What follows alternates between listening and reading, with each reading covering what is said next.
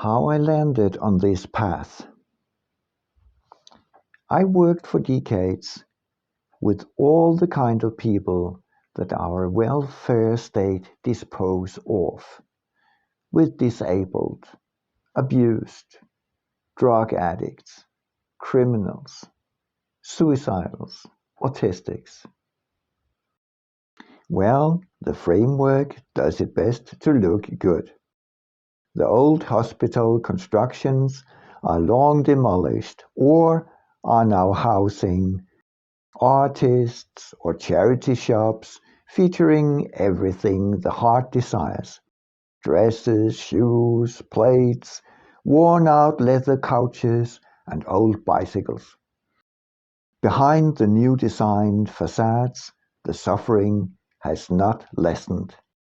Here they pile up all the trash, all those unhappy souls, who do not manage this strange arrangement we call the civilized life. As a healthcare professional, I tried to meet them with my open heart. What else could I do? Together with these people, I found myself in a dead end. There were no prospects from here. The basic treatment was a personal adjusted composition of a vast variety of chemical compounds called prescription medicine. Our health care system has these people treated in sealed-off boxes. Of course, what could be the common denominator of a car thief and the autistic, the suicidal and those with disabilities, the drug addict and the abused? For all those years, I diligently came and went, to and fro, doing my job. Day by day, earning my money like everybody else. Yet I felt the suffering, and I myself suffered, mainly because I made little difference to the people. I had nothing to offer them but coffee and chatter.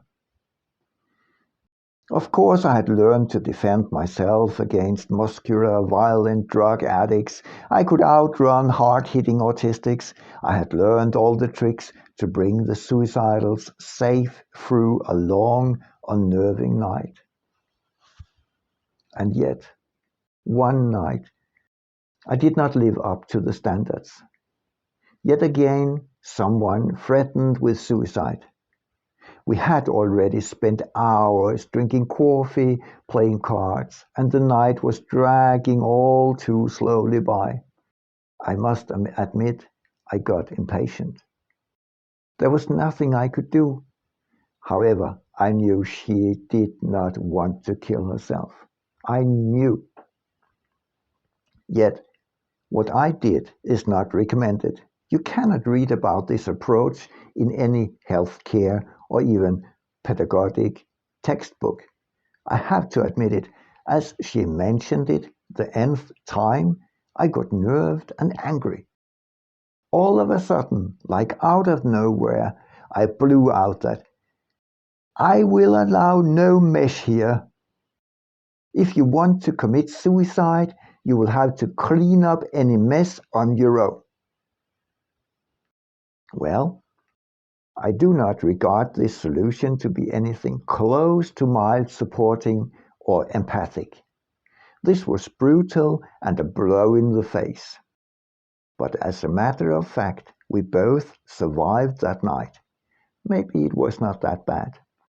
However, after this happening, the job was never the same again. I was done with it. I simply had to quit and do something else. Over the next years, I established myself setting up databases. I enjoyed it because life was pretty much ideal. I could delve into the construction without anybody disturbing me with their personal problems. Some few arguments as to the function, some changes in the reporting systems, and the customers were happy.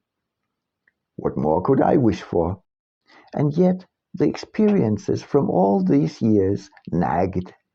All the unhappy faces pursued me, almost hunted me to the point that I knew I had to do something.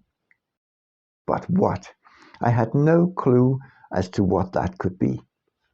Slowly, my interest grew as to why our children are being bullied in the school system.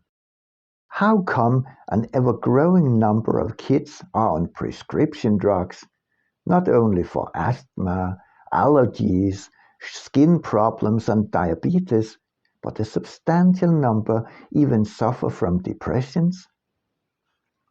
How come that young, promising girls become prostitutes and die before the age of 18 from overdoses of narcotics?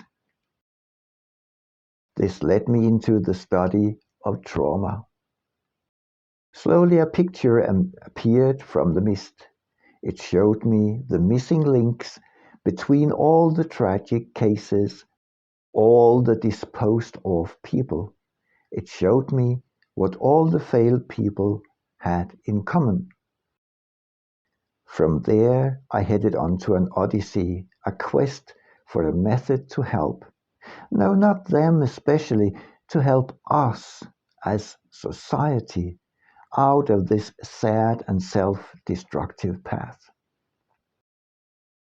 And yes, it was a devastating picture that emerged.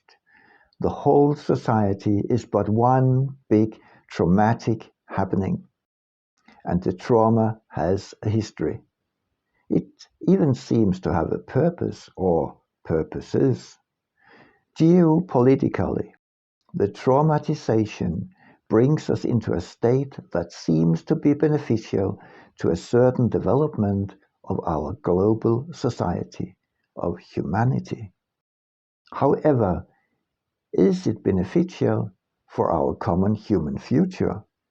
This is quite a different story.